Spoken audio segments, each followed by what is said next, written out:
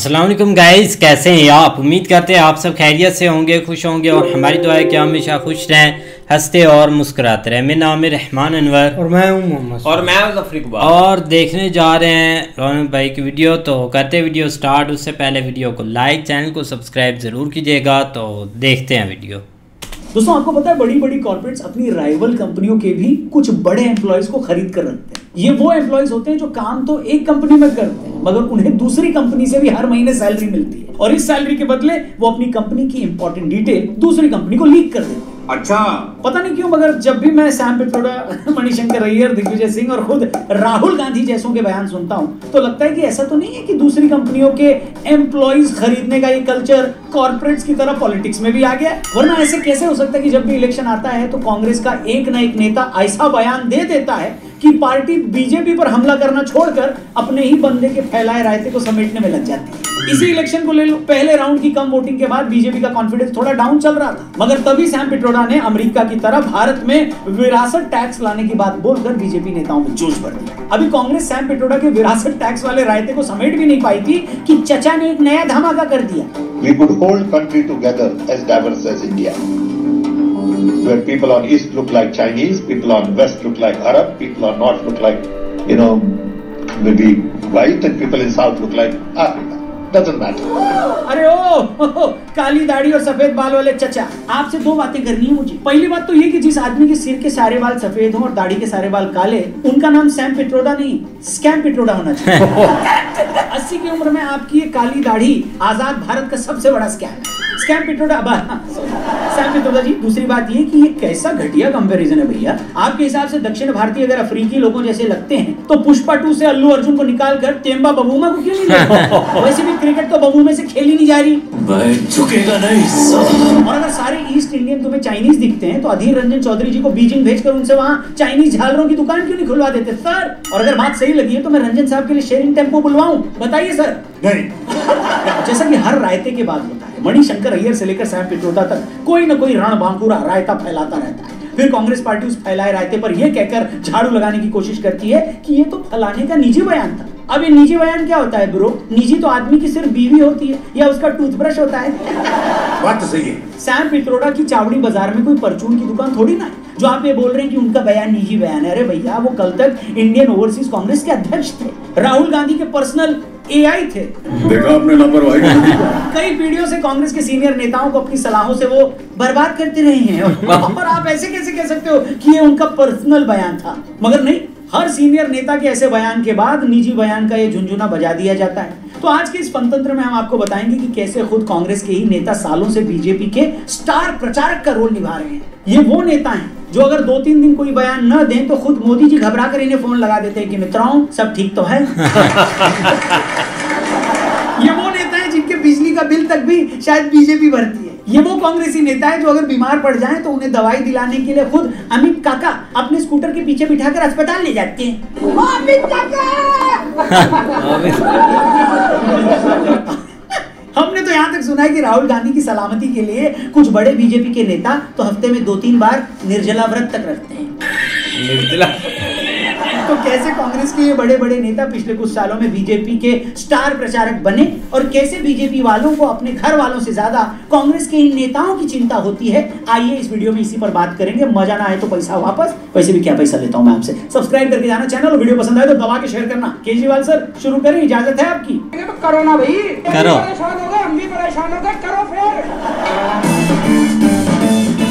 नमस्कार दोस्तों, मैं हूं रौनक और आप देख रहे हैं पंतंत्र। इससे पहले कि मैं कांग्रेस में मौजूद बीजेपी के स्टार प्रचारकों पर अपना ओपिनियन दूं, आपको भी बता दूं कि भैया प्रोमो आपके लिए लाया है, यानी रौनक के व्यूअर्स के लिए लाया है नया ऑफर। यानी सिर्फ हाँ या ना में अपनी ओपिनियन देकर ढेरों प्राइजेस जीतने का आपके पास मौका है। कई सारे सवाल है, सिर्फ यस या नो में आपको ओपिनियन देनी है। जैसे क्या आज आईपीएल में मुंबई कोलकाता के सामने जीतेगी? यस और no. Will 2024 general elections in India record the highest ever voter turnout? Yes या नो। ऐसे आसान से सवालों के जवाब देकर जीती है लाखों रुपए, मर्सिडीज और महिंद्रा थार और भी प्राइसेस है प्रोमो पर। लेकिन जिस स्पेशल ऑफर की मैं ऊपर बात कर रहा था वो ये कि डिस्क्रिप्शन में जो लिंक दिया है उस पर क्लिक करके अगर आप प्रोमो डाउनलोड करोगे और मेरा कूपन कोड RJ500 यूज करोगे तो आपको मिलेगा अप टू 500 तक का वेलकम बोनस। तो जल्दी से ऐप डाउनलोड करो, नाम है प्रोमो, डिस्क्रिप्शन में लिंक है। वीडियो में आगे बढ़ते हैं। दोस्तों, आपने क्रिकेट में अक्सर देखा होगा कि आप जिस टीम को सपोर्ट कर रहे हैं उसे आखिर की 2 गेंदों में जीतने के लिए 4 रन चाहिए। आप टेंशन में हैं कि यार इतने रन कैसे बनेंगे, तभी दूसरी टीम का बॉलर नो बॉल कर देता है, अगली बॉल में फ्री हिट मिल जाती है, आपकी टीम का बैट्समैन घुमाकर शॉट मारता है और टीम जीत जाती है।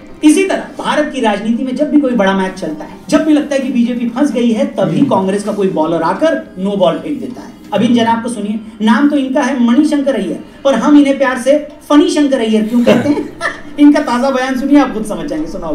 यदि आपने उनसे बात की, उनको इज्जत अफजाया, तो तभी जाकर वो अपने बम के बारे में नहीं सोचेंगे। लेकिन आपको उनको ठुकरा दिया और बच्चे जैसे कुट्टी कहते रहे, तो कोई पागल वहां आ जाए, वो बम निकाल ले और फिर क्या होगा? वाह चचा वाह। तो फनी शंकर जी, मणि शंकर जी के हिसाब से भारत को पाकिस्तान से इसलिए बात करनी चाहिए क्योंकि उसके पास एटम बम है। कुछ भी कैसा लॉजिक है भैया? मतलब आप किसी से बात इसलिए करें क्योंकि वो गुंडा है? मतलब आप बात नहीं करेंगे तो गुंडे को लगेगा कि आप उसकी इंसल्ट कर रहे हैं और वो बुरा मान गया तो आप पर हमला कर सकता है। मतलब यार, ऐसी बातें सुनता हूं तो लगता है कि कांग्रेस के अंदर ही खुद को सबसे बड़ा चोमू साबित करने का कोई इन हाउस कंपटीशन चल रहा है क्या? ऐसा लग रहा है कि पार्टी ने अपने नेताओं को निर्देश दिया है कि सब लोग रोज कोई ना कोई ऐसा बयान देते रहें जिससे लगे कि कांग्रेस में राहुल गांधी सबसे समझदार नेता है। और ऐसा नहीं कि फनी शंकर जी, सॉरी मणि शंकर जी ने पहली बार ऐसी कोई बात की। उनके बेसिर पैर वाले बयानों के इतने फुटेज हैं कि नेटफ्लिक्स वाले चाहें तो उस पर 8 सीजन की एक डॉक्यूमेंट्री बना सकते हैं। ये वही फनी शंकर अय्यर जी है जिन्होंने 2014 के इलेक्शन से पहले कांग्रेस अधिवेशन में ये कहकर मोदी जी की बेइज्जती की थी कि वो तो पीएम बन ही नहीं सकते, अगर वो चाहें तो कांग्रेस के कार्यक्रम में आकर चाय बेच सकते हैं। मैं आपको वायदा करता हूं कि इस 21वीं सदी में नरेंद्र मोदी कभी भी देश के प्रधानमंत्री नहीं बनेंगे। लेकिन यहाँ आकर चाय का वितरण करना चाहते हैं तो हम उनके लिए कुछ जगह बना रखते हैं। आखिरकार मणि शंकर जी की मेहनत रंग लाई। बीजेपी ने उनके इस बयान को 2014 के पूरे इलेक्शन में इतना भुनाया कि आखिरकार मोदी जी सारे ओपिनियन पोल को झूठा साबित करते हुए देश के प्रधानमंत्री बन गए। अय्यर जी की इस मेहनत से खुश होकर बीजेपी ने उनका पैकेज बढ़ा दिया। अय्यर को कहा गया कि अगर वो ऐसे ही बयान बेसिर पैर के स्टेटमेंट देते रहेंगे तो जल्द ही उनका पैसा डबल कर दिया जाएगा। उसके बाद 3 साल और बीते, साल 2017 आ गया। इस बार गुजरात चुनाव की बारी थी। हार्दिक पटेल, जिग्नेश मेवानी समेत कई युवा नेता बीजेपी के खिलाफ माहौल बना रहे थे। मोदी के बाद बने गुजरात के सीएम धाक नहीं जमा पा रहे थे। जीएसटी को लेकर हुए आंदोलन के बाद भी हवा बीजेपी के खिलाफ थी। बहुत सारे लोगों को लग रहा था कि 20 सालों से चला आ रहा बीजेपी का जीत का सिलसिला टूट जाएगा, मगर तभी बीजेपी के स्टार प्रचारक मणि शंकर अय्यर आगे आते हैं और अपने सिर्फ एक बयान से सारा पासा पलट कर रख देते हैं। देखिए, ये आदमी बहुत नीच किस्म का आदमी है, इसमें कोई सभ्यता नहीं है। और यही मणि शंकर अय्यर 2024 इलेक्शन तो आने के बाद इसी साल फरवरी महीने में वो पाकिस्तान जाकर फिर से मोदी की उन्होंने बुराई करी। पाकिस्तान को दुनिया का सबसे अच्छा देश बता दिया। ये कहा कि भारत को हिंदू राष्ट्र बनना चाहता है और यहाँ तक बोल दिया कि भारत की ढिठाई की वजह से इंडिया पाकिस्तान के रिश्ते नहीं सुधर रहे। और जैसा कि मैंने कहा, बीजेपी के अंडर कवर एजेंट की तरह काम करने वाले फनी शंकर जी अकेले नहीं है। सच तो ये है कि इस वक्त इतने कांग्रेस नेता कांग्रेस में रहकर बीजेपी के लिए काम कर रहे हैं कि खुद बीजेपी के प्रवक्ता को जॉब इनसिक्योरिटी होने लगी है। हालत ये है कि जब मणि शंकर अय्यर, सैम पित्रोड़ा और अधीर रंजन जैसे कुछ नेता बोलते हैं तो बीजेपी प्रवक्ताओं के मुंह से यही निकलता है, क्या मैं क्या करूं, जॉब छोड़ दूं? प्रोग्राम के शुरू में हमने सैम पित्रोड़ा साहब की बात करी थी कि कैसे वो भी अमेरिका में रहकर कई सालों से बीजेपी के कर्मठ कार्यकर्ता की भूमिका निभा रहे हैं। सच तो ये है कि जब भी बीजेपी के टॉप परफॉर्मर्स की बात होती है तो लोग सुधांशु त्रिवेदी या राहुल गांधी का जिक्र करते हैं, लेकिन मुझे जेन्युइनली लगता है कि सैम पित्रोड़ा साहब को अपने बयानों के लिए वो क्रेडिट नहीं मिल पाया जो एक्चुअली में वो डिजर्व करते हैं। आपको याद होगा पिछले साल जो पूरा देश राम मंदिर की खुमारी में डूबा हुआ था तो यही पित्रोड़ा जी थे जिन्होंने कहा था कि राम मंदिर बनने से क्या होगा, उससे क्या लोगों को नौकरी मिल जाएगी। ये बयान देते वक्त पित्रोड़ा जी ने ख्याल रखा कि राहुल गांधी भी मंच पर हो ताकि उन्हें भी सरेआम शर्मिंदा होना पड़े। कोई सेंसेस पित्रोड़ा ही थे जो 2019 के इलेक्शन के वक्त भी एक ऐसा उटपटांग बयान देकर बीजेपी की फ्रीलांसर्स की लिस्ट में नंबर 1 पर आ गए थे। जब देश बालाकोट में सर्जिकल स्ट्राइक का जश्न मना रहा था तब उन्होंने सेना से हमले के सबूत मांग लिए और जब इनसे 84 के दंगों पर सवाल पूछा गया तो उन्होंने कहा हुआ तो हुआ। अब क्या है 84 का? 84 में हुआ तो हुआ। और तो जो पित्रोदा जी आज विरासत टैक्स की बात बोलकर अमीरों से उनकी आधी प्रॉपर्टी छीनने की बात कर रहे हैं। इन्होंने 2019 में कहा था कि कांग्रेस गरीबों में पैसे बांट सके, इसके लिए मिडिल क्लास लोगों को बड़ा दिल दिखाते हुए और टैक्स देने के लिए तैयार रहना चाहिए। और ये सारे बयान सैम पित्रोदा जी ने 2019 इलेक्शन में एक के बाद एक दी। मतलब अभी कांग्रेस पार्टी उनके एक बयान पर सफाई देकर हटी नहीं होती है कि वो दूसरा बयान छोड़कर पार्टी के प्रवक्ताओं को फिर से काम पे लगा देते थे। कुल मिलाकर सैम पित्रोदा जी ने अपने बयानों से बीजेपी को जिताने में इतना बड़ा रोल निभाया था कि कुछ लोगों को शक होने लगा था कि बीजेपी मोदी जी की जगह कहीं सैम पित्रोदा को ही प्रधानमंत्री न बनाए।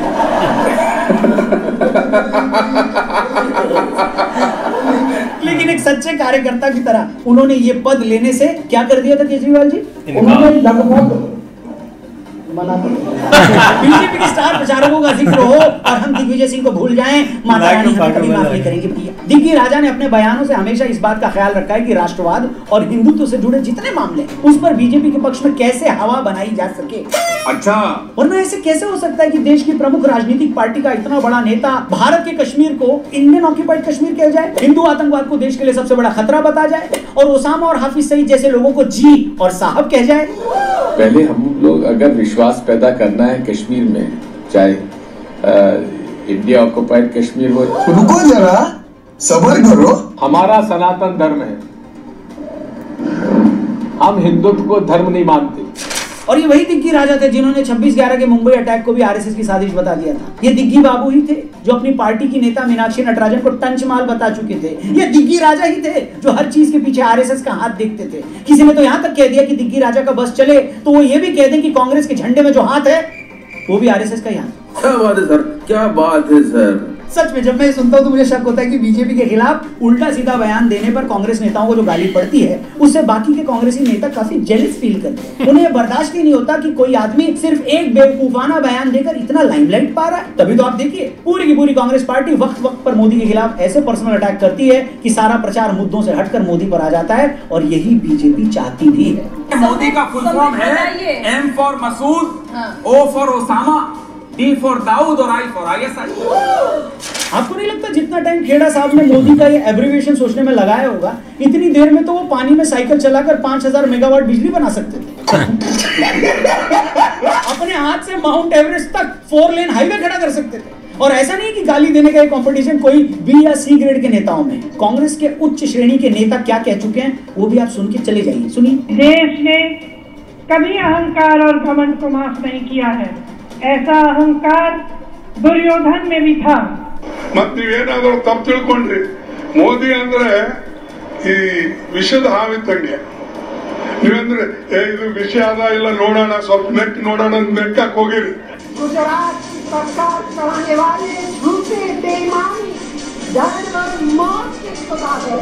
क्या ही बोलूं यार मैं, ऐसा लग रहा है कि 90 के दशक में आए मिथुन की फिल्मों के लिए सड़क छाप डायलॉग लिखने वाले आदमी को कांग्रेस ने अपने स्क्रिप्ट राइटर रखवा लिया। मौत का सौदागर और जहरीला सांप जैसे डायलॉग तो अब एकता कपूर के सीरियल में भी आना बंद हो चुके हैं, मगर कांग्रेसी अब भी नहीं मान रहे। और जैसा कि मैंने कहा कि खुद कांग्रेस के अंदर मोदी को गाली देने का कंपटीशन इतना इंटेंस है कि कुछ नेताओं को पता ही नहीं चलता कि बोलना क्या है। तभी तो आप देखिए सलमान खुर्शीद जैसे उन्हें नपुंसक, अधीर रंजन चौधरी जैसे उन्हें गंदी नाली का कीड़ा और सुरजेवाला जैसे उन्हें ये तक बोल चुके। मोदी जी मोहम्मद बिन तुगलक की तरह व्यवहार करते हैं। एक बात कांग्रेस के नेताओं को इतने सालों में समझ में नहीं आई कि बीजेपी हमेशा चाहती है कि चुनाव के वक्त सारी लड़ाई मोदी वर्सेस राहुल गांधी पर आकर सिमट जाए। बीजेपी उकसाती भी है कि कांग्रेस के नेता मोदी के खिलाफ बयान दें और कांग्रेसी भी इतने मासूम है कि हर बार उकसावे में आकर उल्टा सीधा बोल जाते हैं। फिर सैम पित्रोदा और मणिशंकर अय्यर जैसे नेता जैसे कुछ उल्टा सीधा बोलते हैं तो आपकी सारी एनर्जी उनके बयान से खुद को डिफेंड करने में चली जाती है। और जिस वक्त भी आप खुद को डिफेंड कर रहे होते हैं आप कम से कम तब तो अटैक नहीं कर पाते। और यही कांग्रेस के साथ पिछले 10 सालों से हो रहा है। उनका फोकस मुद्दों पर कम और मोदी पर पर्सनल अटैक करने में ज्यादा है। उनके कुछ नेताओं को लगता है कि एक सेक्शन को खुश करने के लिए वो कश्मीर, पाकिस्तान और हिंदुत्व पर कुछ भी बोलते तो चल जाएगा, बाद में यही बयान उनको भारी पड़ता है। इसलिए बहुत सारे एक्सपर्ट्स ये कहते हैं कि क्या बोलना है इससे पहले कांग्रेस के नेताओं को यह समझ लेना चाहिए कि क्या नहीं बोलना है। और अगर वो ये समझ जाएं तो उनकी आधी प्रॉब्लम वो हो जाएगी। क्या हो जाएगी राहुल जी? खत्म, बाय बाय, टाटा, मगर जो बयान हमने आपको ऊपर सुनाए हैं उससे तो यही लगता है कि कांग्रेस के ज्यादातर नेताओं को पता ही नहीं है कि क्या नहीं बोलना है। बाकी आपकी इस पूरे मामले पर क्या राय है कमेंट करके बताएं। वीडियो अच्छी लगी ही होगी, इसे शेयर करें और भी लोगों तक पहुंचाएं, फैलाएं। चैनल सब्सक्राइब करके जाएं और डिस्क्रिप्शन में आपके लिए प्रोमो ऐप का लिंक दिया है और एक बढ़िया ऑफर, उस लिंक पर क्लिक करके इस ऐप को डाउनलोड करें, मेरा कूपन कोड लगाएं, 500 तक का वेलकम बोनस पाएं और यस या नो, हाँ या ना में अपना ओपिनियन देकर ढेरों पैसे कमाएं। Thank you for watching. जल्दी मिलते हैं एक और कड़क वीडियो के साथ यहीं पर, तब तक अपना ख्याल रखिए। जय हिंद, जय भारत। क्या यार, एक इंटरेस्टिंग वीडियो है जो एक सर ने वाकई जो एक फैक्ट्स जो कांग्रेस के नेता के दिखाए हैं ना, तो ज़ाहिर सी बात है कि ये एक इंसान से गलतियां तब भी होती हैं कि जब सर पर आन बनती है। तो अब ऐसा है कि इलेक्शन चल रहा है तो सारी चीज़ें उनके सर आन पड़ी हुई हैं, काफ़ी ज़्यादा एक दबाव होता है। इलेक्शन चाह रहे हैं कि यहाँ से कैसे चीज़ें देखनी है, यहाँ से क्या बयान देना है, लेकिन कांग्रेस के नेता इतने भोले हैं कि वो बेचारे ऐसा एक बयान दे जाते हैं कि जिसकी वजह से उनको खुद ही सुननी पड़ती है। जैसे एक सैम सर के बारे में, हाँ उनके सर के या उनके बारे में यार वो बात कर रहे थे। हाँ, उन्होंने अब देख ले कि एक कितनी सारी एक चीज़ें एक बताई हैं जिससे एक कांग्रेस को ये सुननी पड़ती है। बैठे तो खैर अमेरिका में है, लेकिन एक ऐसे एक चीज़ों को वो देख रहे हैं तो इससे काफ़ी ज़्यादा उनको परेशानी एक उठानी पड़ती है। वाकई सही बात है, लेकिन एक ठीक है, एक पॉलिटिक्स में हर चीज़ चलती है, लेकिन जब एक बंदा एक पर्सनल अटैक पर आ जाता है ना, तब थोड़ा सा मामला ना गड़बड़ हो जाता है। फिर लोग भी ऐसे फील करते हैं कि यार इसको ना एक पॉलिटिक्स से कोई लेना देना नहीं है, या एक ये पॉलिटिक्स करने बंदा नहीं बैठा, ये तो एक पर्सनल अटैक कर रहा है, लिहाजा ये आगे जाकर एक मुल्क के लिए एक बहुत ना एक गलत साबित होगा। तो फिर जो बंदा एक पढ़ा लिखा होता है या जिसके पास थोड़ा सा नॉलेज होता है ना, वो ये चीज़ें ईजी समझ जाता है, एक मतलब कि एकदम से वो समझ जाता है कि किस लहजे में ये बात कर रहे हैं। अगर तो पर्सनल अटैक पर आए तो वो भाई छोड़ देते हैं स्पोर्ट वगैरह, जैसा कि इधर हो रहा है। अब वो एक एयर साहब को आप देख लें, उन्होंने मतलब कि बहुत बड़े बड़े स्टेटमेंट दिए हैं जो कि एक नॉर्मल बंदा सुन ले तो वो यही बोलेगा कि यार देखो ना आप, वो जो उनका स्टेटमेंट था कि ये सारी जिंदगी एक प्राइम मिनिस्टर नहीं बन सकते। सेकेंडली साथ ही उन्होंने ये बोल दिया कि भाई इधर आके चाय सर्व कर सकते हैं बाकी नेता को।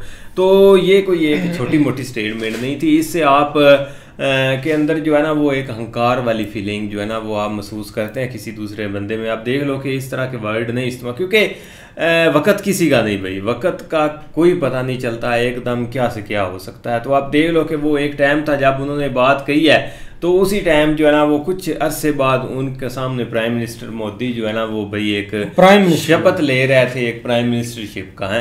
तो ये एक छोटी मोटी अचीवमेंट नहीं होती, लेकिन इलेक्शन के दिनों में भाई हर एक पार्टी की कोशिश होती है कि हम जो है ना वो थोड़ा इतना मोहतात हों, वो बेचारे कदम भी जो है ना वो बड़ा संभल के रखते हैं कि किसी ऐसी जगह पे निकल ना जाए जहाँ पे लोगों को एतराज़ हो। तो लिहाजा बोलना थोड़ा सा ना सोच समझ के चाहिए। बाकी भाई एक हर चीज़ जो है ना वो मतलब एंड वाले बयानात के ऊपर भी नहीं एक डिपेंड होती। हाँ, जब पर्सनल अटैक होते हैं ना तो उसका असर होता है, लेकिन यहाँ पे कोशिश होनी चाहिए कि आप तनकीद करें जो भी भाई उनकी ये कमियां कोताहियां रहेगी, क्योंकि 100% कोई गवर्नमेंट भी नहीं कर सकती। हाँ, कुछ ना कुछ ऐसी गलतियां या कुछ ना कुछ ऐसे मुद्दे होते हैं जिनके ऊपर उनका ध्यान नहीं होता, तो वो एक जो है ना वो आगे से अपोजिशन का काम होता है। तो आप वो उठाएं, आप इलेक्शन लड़ें, वो एक लड़ने का और तरीकाकार होता है। लेकिन ये नहीं, बाकी आप देखो ना एक माहौल जैसा एक इलेक्शन का बना हुआ है तो लोगों का काफ़ी एक फोकस है। अब ठीक है, जैसे भाई रौनक बता रहे हैं ना कि पीछे एक थोड़ी सी गुजरात में और एक स्टेट में नहीं मतलब कि सूरत हाल अच्छी बीजेपी की जा रही थी,